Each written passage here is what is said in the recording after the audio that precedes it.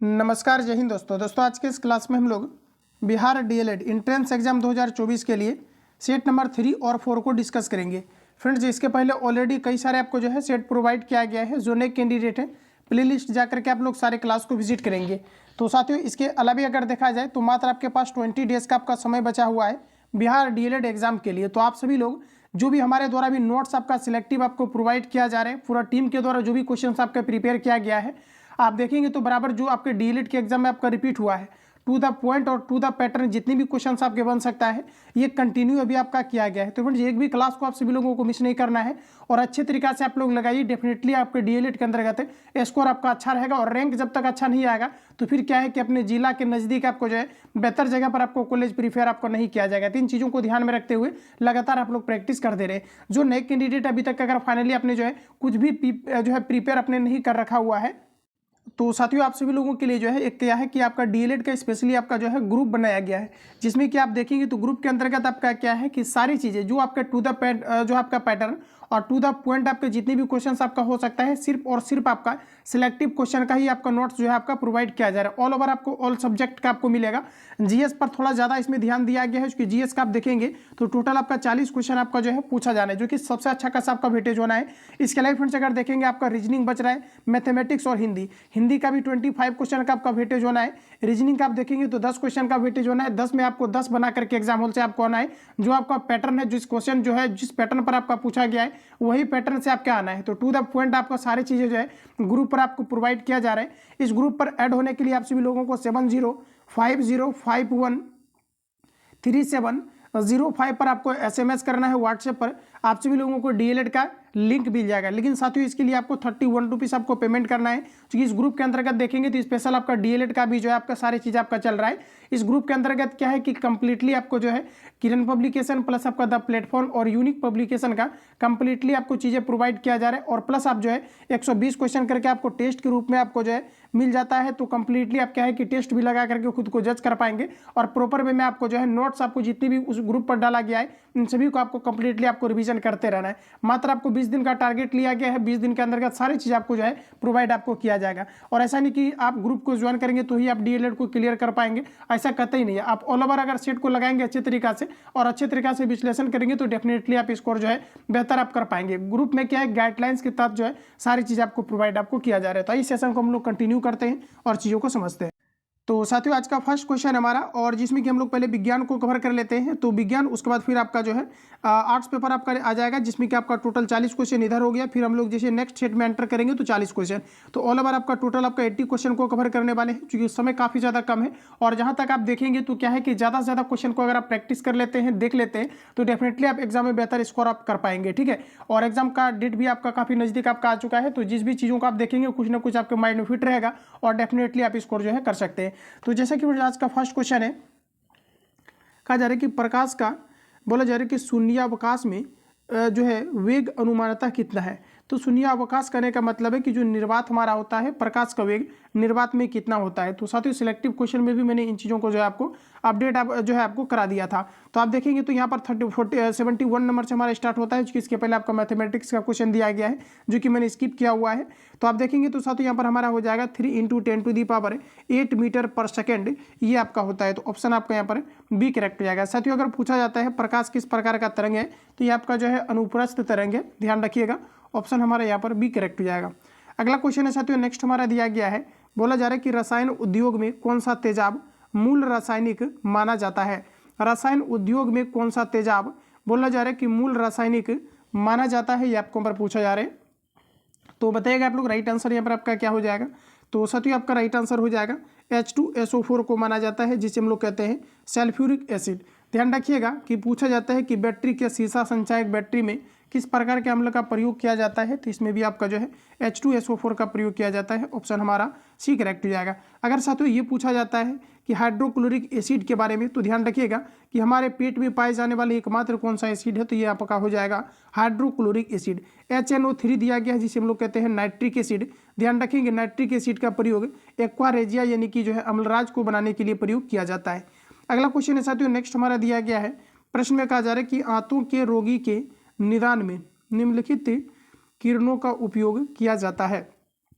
देखिए आंत के जो है आँख से रिलेटेड जो हमारे रोग होते हैं पूछा जा रहा है कि इनमें जो है किस प्रकार के किरण का प्रयोग किया जाता है, ये आपको हमारा पूछा जा रहा है। तो इसमें साथियों आपका एक्स किरण का प्रयोग किया जाता है, ऑप्शन हमारा ए करेक्ट हो जाएगा।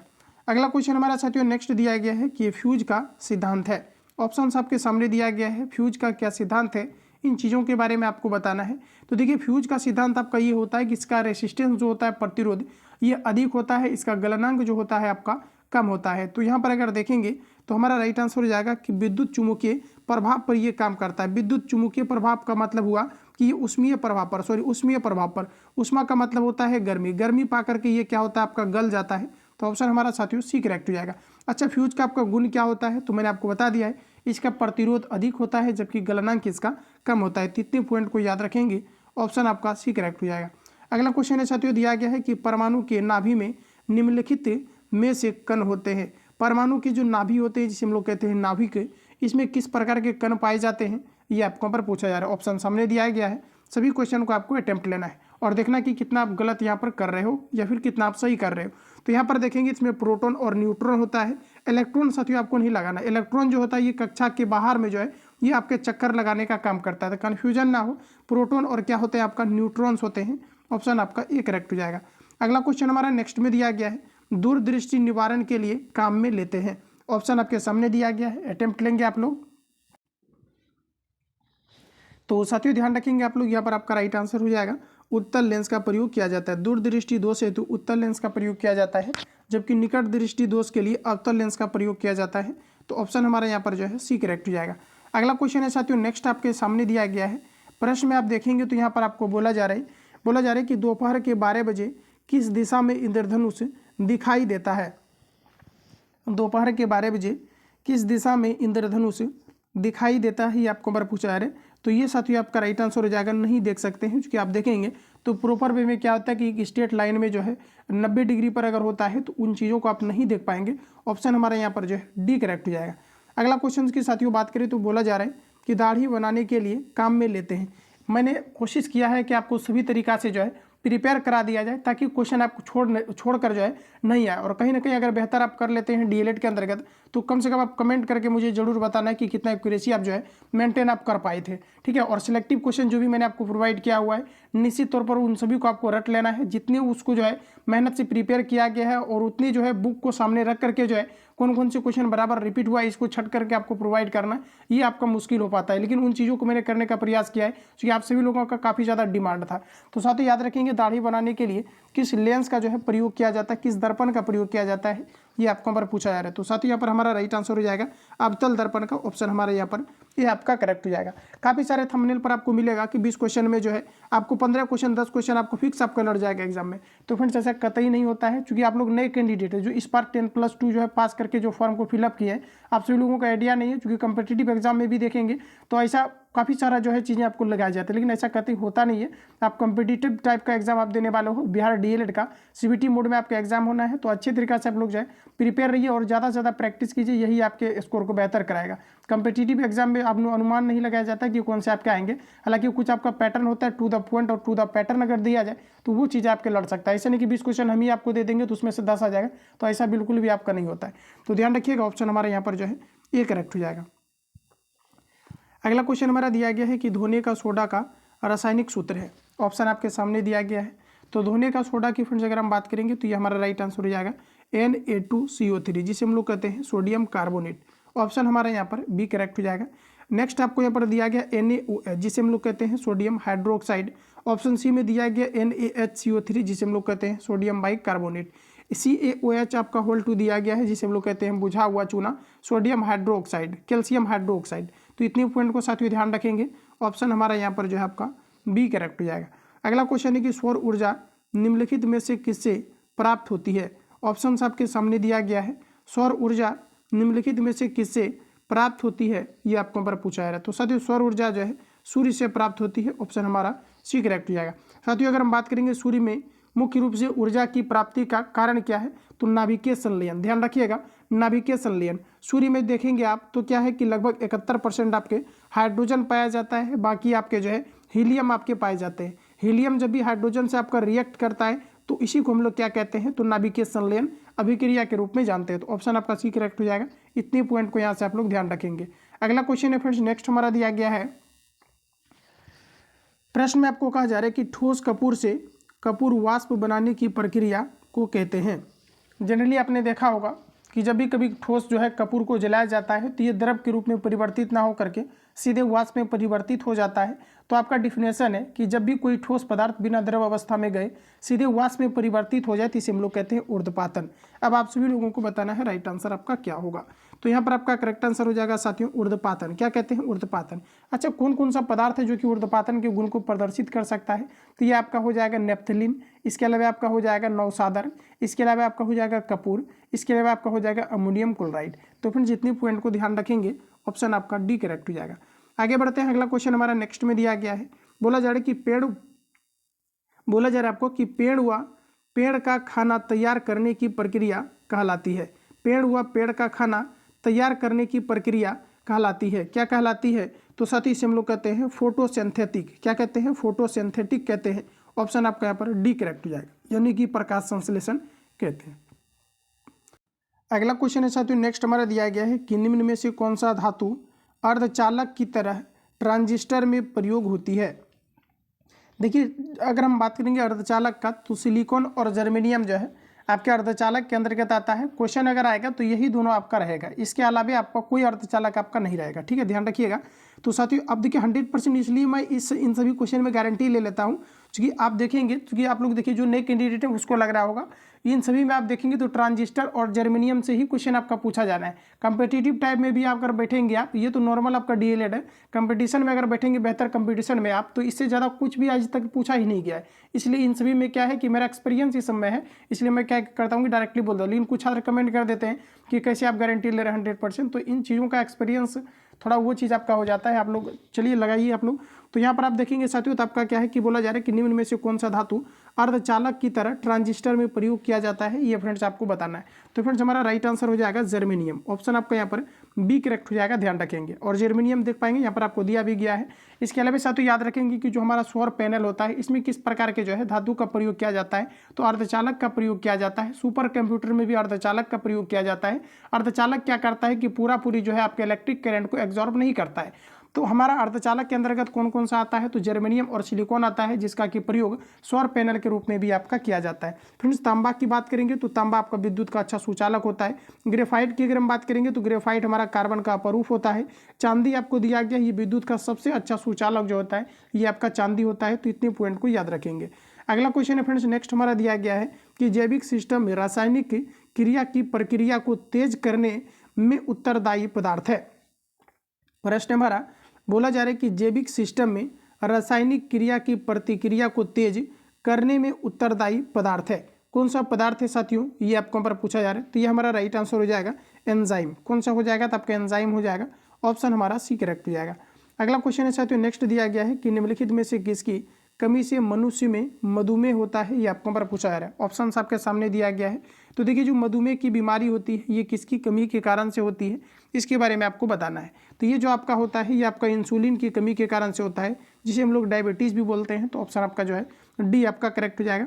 अच्छा साथियों अगर हम बात करेंगे इंसुलिन जो है आपका कहाँ से स्रावित होता है, तो ये आपके अग्नाशय से होता है। और मानव बॉडी का दूसरा सबसे बड़ा ग्रंथि कौन सा है, अग्नाशय। जबकि अगर ये पूछा जाता है मानव बॉडी का सबसे बड़ा ग्रंथि कौन सा है, तो आपका यकृत हो जाएगा। क्या हो जाएगा आपका, यकृत। अगर आपको ये पूछा जाता है कि विटामिन ए मानव बॉडी के अंतर्गत कहाँ पर संचित रहता है, तो यकृत के अंतर्गत आपका संचित रहता है। तो इतने पॉइंट को आप लोग याद रखेंगे। ऑप्शन हमारा यहाँ पर डी करेक्ट हो जाएगा। अगला क्वेश्चन साथियों नेक्स्ट दिया गया है कि विटामिन जो खट्टे फलों यानी कि साइट्रस में पाया जाता है तथा चर्म को स्वस्थ रखने में जरूरी होता है, ये कौन सा विटामिन है, ये आपको पर पूछा जा रहा है। क्वेश्चन को रिपीट कर लेना। प्रश्न फ्रेंड्स हमारा बोला जा रहा है कि विटामिन जो खट्टे फलों में पाया जाता है तथा चर्म को स्वस्थ रखने में जरूरी होता है, ये कौन सा आपका विटामिन है, ये आपको ऊपर पूछा है। थोड़ा सा स्पीड चलने का मेरा आदत है, अगर आप सभी लोगों को थोड़ा लग रहा है कि स्पीड चल रहे हैं तो आप सभी लोगों को कमेंट बॉक्स में अपना फीडबैक देना है। और मैं लगातार आपको कहता हूँ कि आप सभी लोगों को कमेंट बॉक्स में फीडबैक देना है, उसी के बेसिस पर काम किया जाएगा, ठीक है। तो यहाँ पर आपको दिया गया है कि विटामिन जो खट्टे फलों में पाया जाता है, तो देखिए खट्टे फलों में विटामिन आपका सी पाया जाता है, लेकिन सी जो है विटामिन आपका सबसे अधिक आपके आंवला के अंतर्गत फ्रेंड्स आपका पाया जाता है।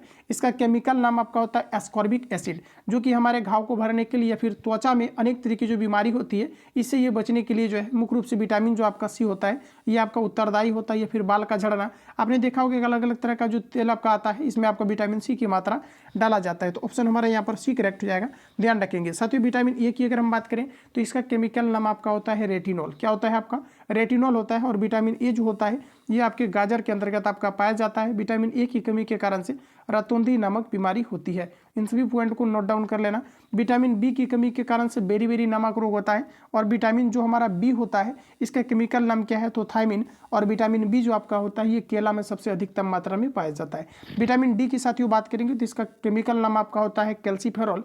इसकी कमी के कारण से रिकेट्स नामक बीमारी होती है। और विटामिन डी जो है मछली के तेल और सूर्य प्रकाश की उपस्थिति में पाई जाती है। तो इतने पॉइंट को याद रखेंगे, ऑप्शन आपको यहाँ पर सी करेक्ट हो जाएगा। अगला क्वेश्चन है साथियों, नेक्स्ट हमारा दिया गया है कि मनुष्य शरीर में, देखिए फैक्ट को कवर करने के बाद डेफिनेटली आपका परफॉर्मेंस ठीक रहेगा।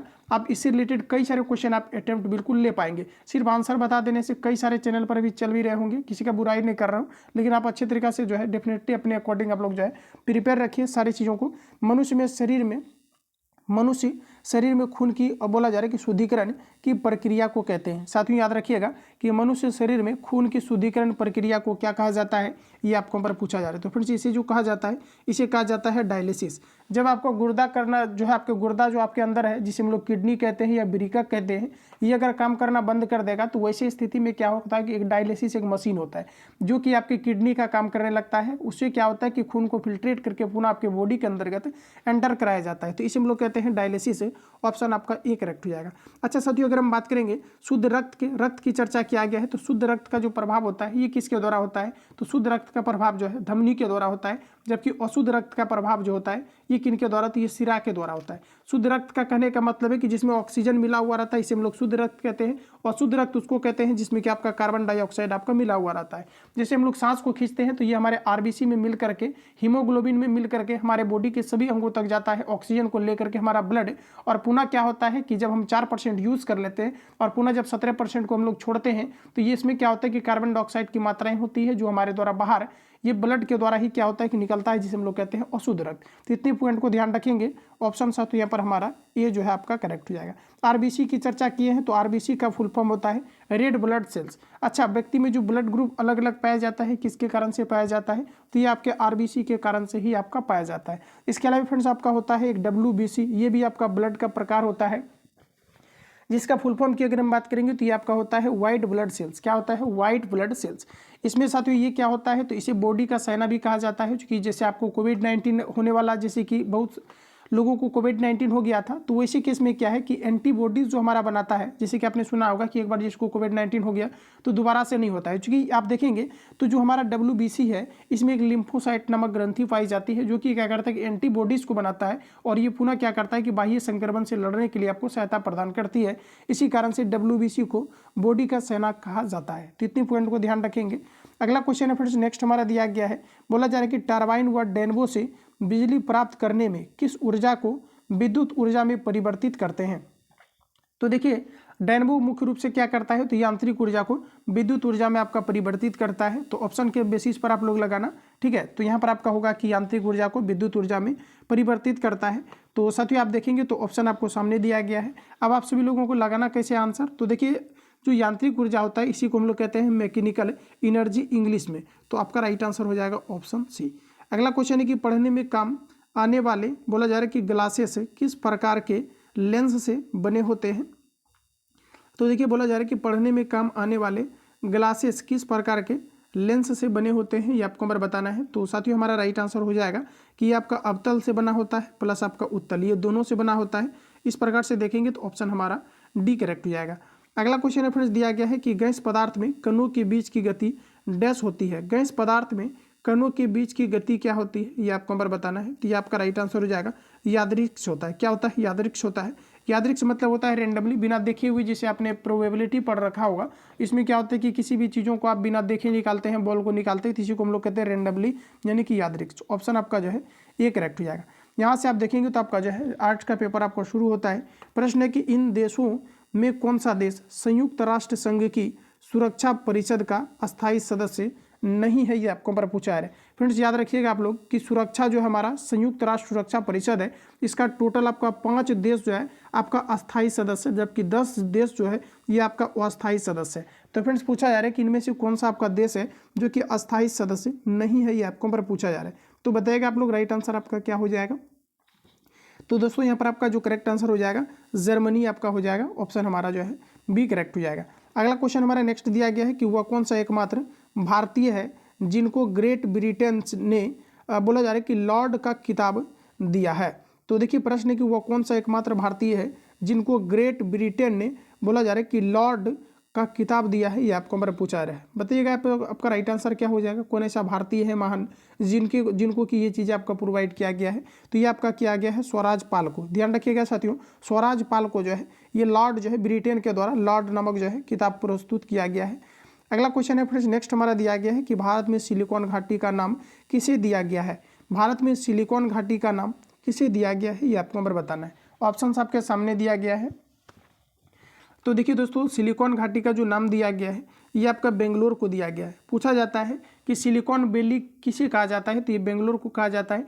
इलेक्ट्रॉनिक शहर किसे कहा जाता है, बेंगलोर को कहा जाता है। विज्ञान को शहर किसे कहा जाता है, तो बेंगलोर को कहा जाता है। इसरो का मुख्यालय कहाँ पर है, तो ये आपका जो है बेंगलोर के अंतर्गत आपका स्थित है। तो ऑप्शन आपका यहाँ पर जो है सी आपका करेक्ट हो जाएगा, ध्यान रखेंगे। अगला क्वेश्चन है फ्रेंड्स नेक्स्ट हमारा दिया गया है, बोला जा रहा है कि रामेश्वरम किस राज्य का हिस्सा है। इंपोर्टेंट है, ध्यान रखिएगा।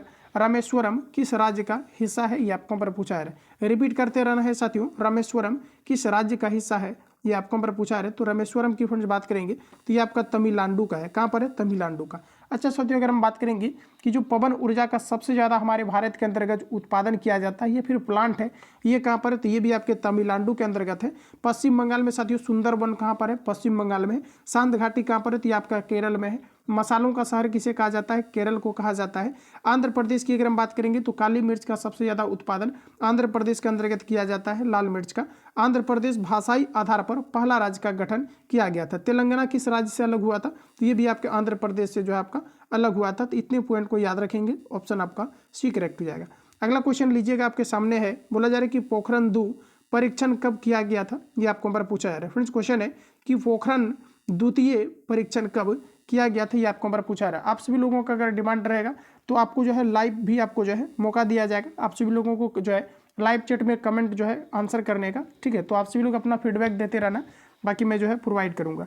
तो साथियों दिया गया है कि पोखरण जो है दूसरा परीक्षण कब किया गया था, ये आपको हमारा पूछा जा रहा है। तो साथियों आप देखेंगे तो हमारा जो राइट आंसर यहाँ पर आपका हो जाएगा, ये आपका हो जाएगा 11 मई 1998 को किया गया था। कब किया गया था, तो 11 मई 1998 को किया गया था। ऑप्शन हमारा सी करेक्ट हो जाएगा। अगला क्वेश्चन है, बोला जा रहा है कि ग्रांड कैनियन है। बताइएगा दोस्तों आपका राइट आंसर क्या हो जाएगा। ग्रांड कैनियन ये क्या है, ये आपको हमारा पूछा जा रहा है। तो दोस्तों आप देखेंगे तो ग्रांड कैनियन जो है आपका एक प्रकार का आपका जो है खड्ड है। क्या है, एक प्रकार का खड्ड है। ऑप्शन हमारा जो है ए करेक्ट हो जाएगा। आगे बढ़ते हैं दोस्तों, अगला क्वेश्चन हमारा नेक्स्ट में दिया गया है, बोला जा रहा है कि किसी स्थान का मानक समय निर्धारित करने का आधार होता है। किसी स्थान का मानक समय निर्धारित करने का आधार होता है, किसके बेसिस पर इसको जो है निर्धारित किया जाता है। तो दोस्तों हमारा राइट आंसर हो जाएगा देशांतर रेखा। ध्यान रखिएगा, ये आपका राइट आंसर हो जाएगा देशांतर रेखा। ऑप्शन ए करेक्ट हो जाएगा। अगला क्वेश्चन है दोस्तों नेक्स्ट हमारा दिया गया है, बोडो निवासी है। तो देखिएगा दोस्तों बोडो निवासी जो है ये कहाँ पर रहता है, तो दिया गया है गारो पहाड़ी जो कि आपके मेघालय के अंतर्गत है। संथाल जो है आपका परगन्ना के लिए दिया गया है, अमेजन बेसिन के दिया गया है, मध्य प्रदेश के दिया गया है। तो फ्रेंड्स अगर हम बात करेंगे कि जो हमारा बोडो जनजाति है ये कहाँ पर आपका निवास करती है, तो आपका राइट आंसर हो जाएगा गारो पहाड़ी के, ठीक है। अच्छा अगर आपको ये पूछा जाता है गारो खासी पहाड़ियाँ कहाँ पर है, तो ये मेघालय के अंतर्गत आपका स्थित है। ऑप्शन ए करेक्ट हो जाएगा। फैक्ट साथियों आपको जो है ध्यान रखना है। अगला क्वेश्चन है, बोला जा रहा है कि पनामा नहर जोड़ती है।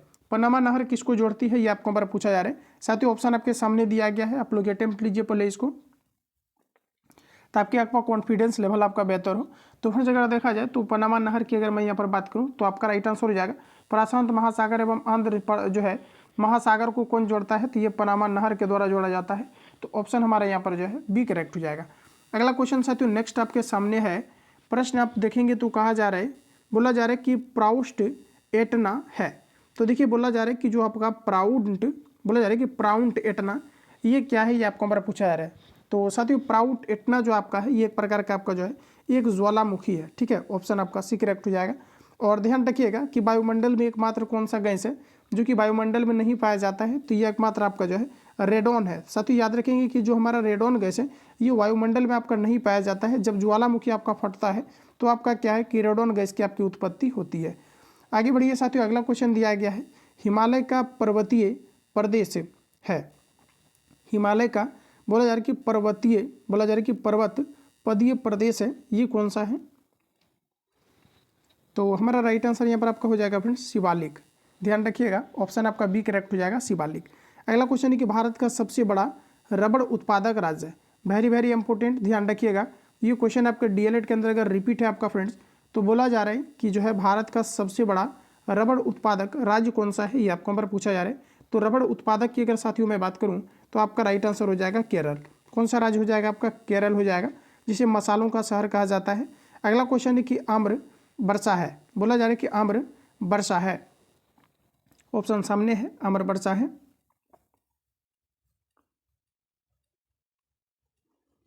तो साथियों आपका राइट आंसर हो जाएगा कि बिहार एवं बंगाल में मार्च अप्रैल में होने वाली वर्षा, जिसे हम लोग क्या कहते हैं, तो आम्र वर्षा कहते हैं। ऑप्शन आपका जो है सी करेक्ट हो जाएगा।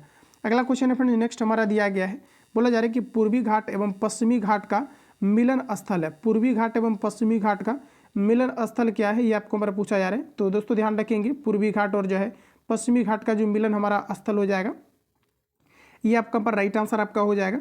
ऑप्शन आपका जो है बी आपका करेक्ट हो जाएगा नीलगिरी। ध्यान रखिएगा कि पूर्वी घाट एवं पश्चिमी घाट का मिलन स्थल क्या है, तो ये आपका हो जाएगा नीलगिरी। ऑप्शन हमारा बी करेक्ट हो जाएगा। अगला क्वेश्चन रेफरेंस दिया गया है कि भारतीय राष्ट्रीय कांग्रेस के संस्थापक थे एक। देखिए साथियों अगर हम बात करेंगे भारतीय राष्ट्रीय कांग्रेस की जो स्थापना हुआ था ये 1884 में हुआ था, जो कि एओ ह्यूम के द्वारा किया गया था। और भारतीय राष्ट्रीय कांग्रेस का पहला जो अधिवेशन हुआ था ये कहाँ पर हुआ था, तो ये आपका जो है मुंबई में हुआ था। ध्यान रखिएगा मुंबई में भारतीय राष्ट्रीय कांग्रेस का पहला अधिवेशन हुआ था। जबकि यहाँ पर बोला जा रहा है कि भारतीय राष्ट्रीय कांग्रेस के संस्थापक कौन थे, ये आपको पर पूछा जा रहा है। तो देखिए भारतीय राष्ट्रीय कांग्रेस का एओ ह्यूम के द्वारा जो है इसका स्थापना किया गया था। और ये आपका जो है सिविल सेवक यहाँ पर आपका राइट आंसर हो जाएगा, ठीक है। तो ऑप्शन हमारा यहाँ पर जो है ये आपका करेक्ट हो जाएगा। अगला क्वेश्चन रेफरेंस दिया गया है कि भारत में कहा जा रहा है कि जो है मजदूर संघ अधिनियम कब पारित हुआ। भारत में मजदूर संघ अधिनियम कब पारित हुआ, इंपॉर्टेंट है, बताइएगा आप लोग राइट आंसर क्या हो जाएगा। तो दोस्तों आप लोग ध्यान रखेंगे कि भारत में जो है मजदूर संघ अधिनियम जो पारित हुआ था 1926 में हुआ था। कब हुआ था, तो 1926 में जो है ये आपका पारित किया गया था।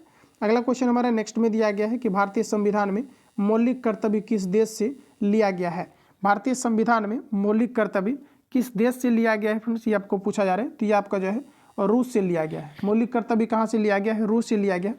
अच्छा फ्रेंड्स अगर हम बात करेंगे कि मौलिक कर्तव्य क्या जो है चर्चा भाग जो है किस भाग में किया गया है, तो भाग आपका जो है 4 के अंतर्गत किया गया है। जबकि फंडामेंटल जो हमारा राइट्स है, मूल अधिकार है, इसकी चर्चा आपका जो है और भाग आपका 3 के अंतर्गत आपका किया गया है, ठीक है। तो ऑप्शन आपका यहाँ पर जो है बी करेक्ट हो जाएगा। अगला क्वेश्चन है फ्रेंड्स नेक्स्ट हमारा दिया गया है, श्रीलंका को स्वतंत्रता कब मिली।